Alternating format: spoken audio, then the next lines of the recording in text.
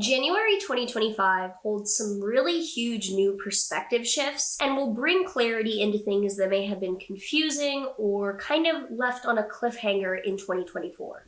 So if you're excited to dive into what we can expect for this January 2025, make sure that you like, subscribe, and hit that notification bell so that you are all up to date with what the stars have in store for you. If you're new here, hi, I'm Maren. I make music. I'm in some movies, which I don't think are out yet, but check back for when they are.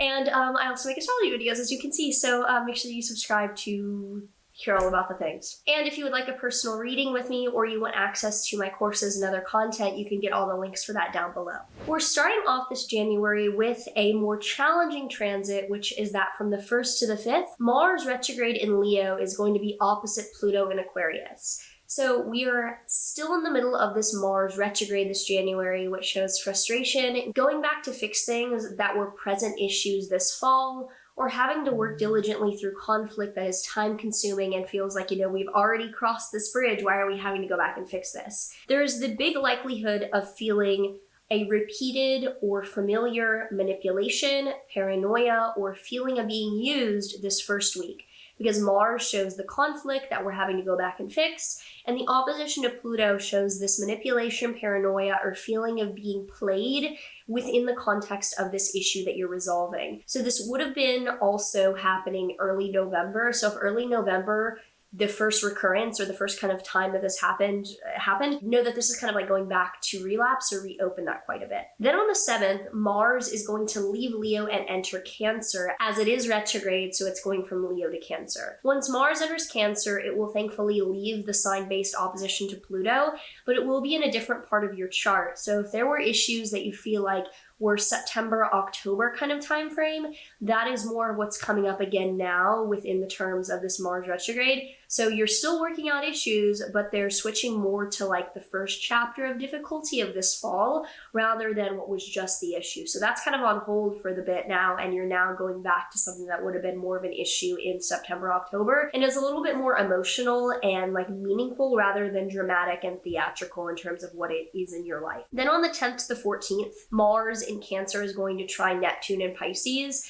This is really nice actually, because even though Mars is retrograde, it shows that during this date range, you could find new faith, inspiration, or belief in what you're doing that motivates you to keep going. Then on the 12th, the nodes are entering Pisces and Virgo. So the north and south node are the extreme points of the ecliptic or the sun's orbit. They are in the northernmost point and the southernmost point of the sun's orbital path in the ecliptic.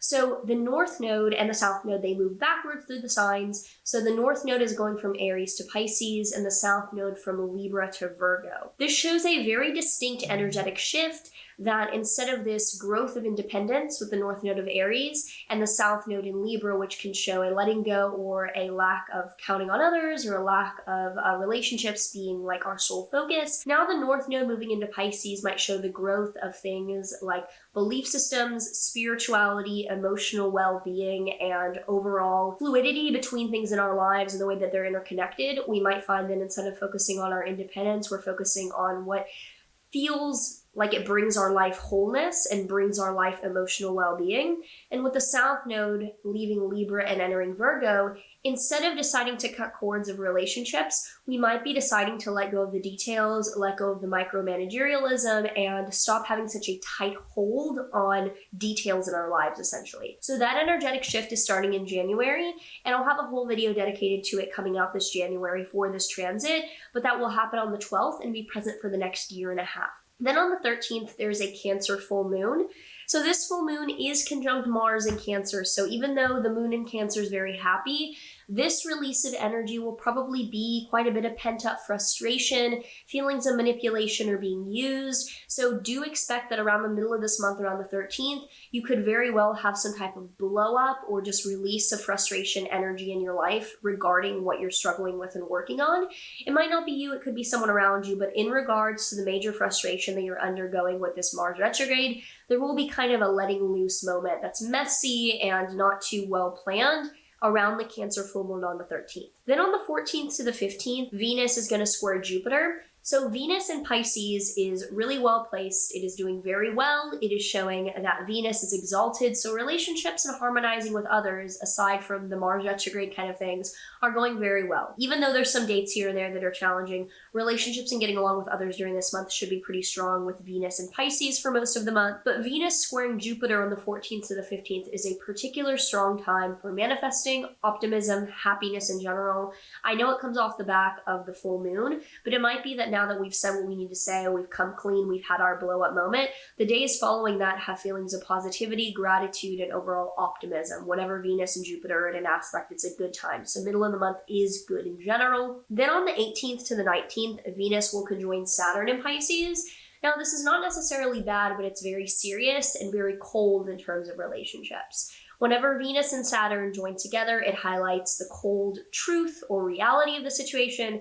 And while that is not necessarily bad, do expect a kind of reality check or clear facts about the things that you value in your life to be clearly presented to you around the 18th to the 19th. Then on the 21st to the 22nd, the Sun will conjoin Pluto in Aquarius. So the Sun is moving from Capricorn to Aquarius, and even though these are two Saturn-ruled signs, which can bring a feeling of coldness, isolation, or seriousness during this time of year, Capricorn is much more fear-based and much more introverted.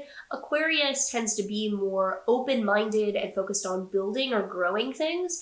And the Sun conjunct Pluto can be very obsessive, dramatic, cathartic, and transformative.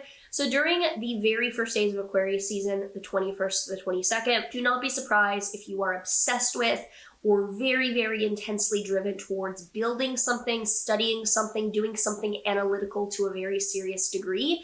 Even though Sun Pluto can be very obsessive, manipulative, paranoia, kind of, with it in Aquarius, I would say that the risk of that is more on a belief or conversational intellectual level of like someone trying to convince you of something. I'm not too worried about this in terms of close relationships because the Sun conjunct Pluto in Aquarius is going to be a bit more like we're obsessive in our own world rather than focusing on obsessing with others. Then on the 29th, there is a new moon in Aquarius. Now this moon is conjunct Pluto, so there is that obsessive driven quality loosely kind of in the air with this, but this shows an intellectual or project-based new beginning of something that we are opening our minds to growing. So there could be a new project or new effort that you are starting the end of January that can involve a new interest of yours. On the 29th as well, Uranus is stationing direct in Taurus. So even though you're not going to feel this very specifically on the 29th, with Uranus stationing direct, it shows that we are moving forward with new kinds of shocking events in terms of geography, natural disasters,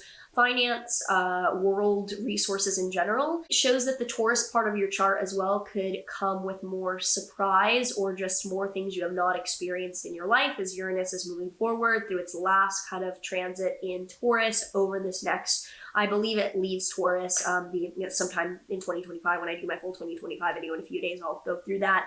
So you're not going to feel that on the exact day, but it is important for that part of your chart. And we end the month on the 31st with Venus conjunct Neptune in Pisces. Now, Venus is love and affection, and Neptune is the higher octave of that. It is transcendental faith, spirituality, and connection to others. When Venus and Neptune are together, particularly when Venus is exalted in Pisces here, it can bring really, really dreamy, romantic, transcendental kind of energy. So end of January is an amazing time for anything creative, romantic, or wholesome in general. It's a really beautiful time. So I would take advantage of the end of the month for a more like romantic, really lovely energy. If you have any thoughts around what's coming up this January for you, let me know how you're feeling and what your take is on this upcoming start of the year. And now since I'm back from Budapest, we can actually pull a tarot card because I have them here in my room. I should get out more. I have so many decks downstairs, but I always film in my room, so I use this. Okay, so we have the Chariot reverse. So the Chariot upright is like, this is going to be your vehicle and route to your destination. You are protected, you are held, this is going to take you where you need to go. This is like, fuck the way that you did it. You are not going the same way that you came. So think of a new way to achieve or a new way in which to get where you want to go, because this shows the way that you came is not going to be a safe way to get where you want to go. So if you enjoyed this, make sure that you like and subscribe.